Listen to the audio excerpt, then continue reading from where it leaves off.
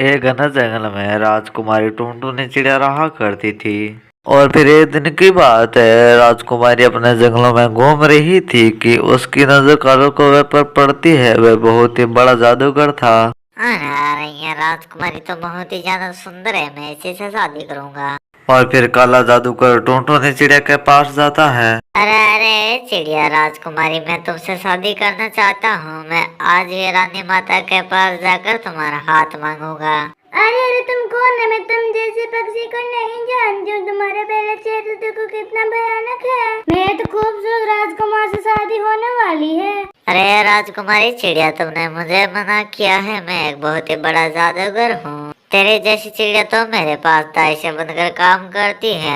अच्छी बात है कि मैं तुमसे शादी करना चाहता हूँ। मैं कल ही हाथ मांगने के लिए आ रहा हूँ। इतना कहकर कालो कौवा वहां से चला जाता है। और फिर कुछ समय के बाद टुनटुनी चिड़िया घर आती है। तब वह कहती है, क्या हुआ टुनटुनी राजकुमारी, आप इतनी घबराई हुई क्यों हैं?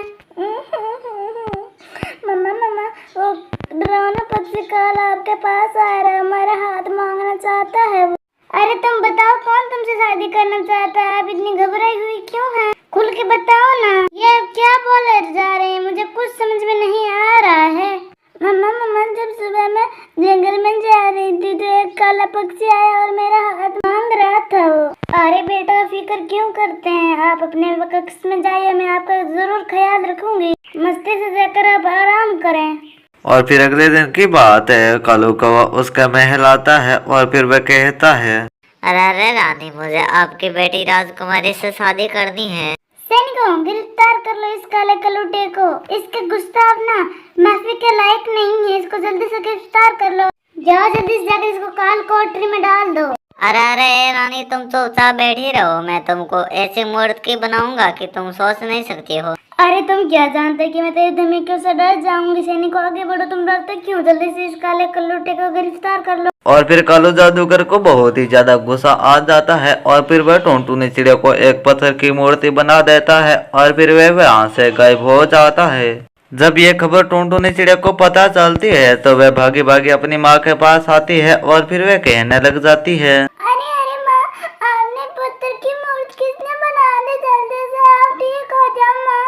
अरे मम्मा, अभी तक तो मुझे लाड लड़ा रही थी। अब जल्दी से ना मुझे ना आप अपने असली रूप में आ जाए। मुझे आपको ना ऐसे रूप में नहीं देखना। मम्मा जल्दी से आप अपने असली रूप में आ जाइए। मम्मा मुझे डर लगता है आपके ऐसे रूप में। और तभी वहां पर बबली कबूतरी आ जाती है।